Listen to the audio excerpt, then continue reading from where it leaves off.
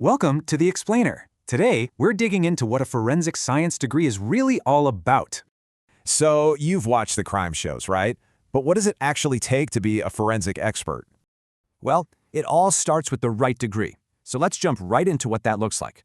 It's a 3-year program that mixes the science of evidence, that's criminalistics, with actual law.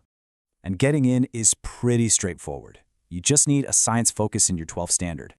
Now, this is where it gets cool. You'll study everything from chemistry to criminal psychology. So you're not just a scientist. You're like a detective who understands a whole range of fields. And forget being stuck in a lab all day. This field is incredibly creative and hands-on. So what's in it for you? Well, you get amazing analytical skills and a high-demand career. The truth is, as crime gets more complex, the need for these scientific experts is just soaring.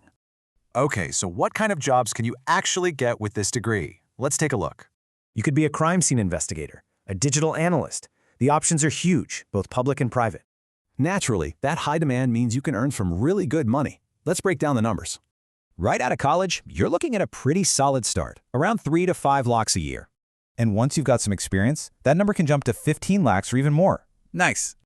But here's the thing. The right university is key. So, what makes a program truly great?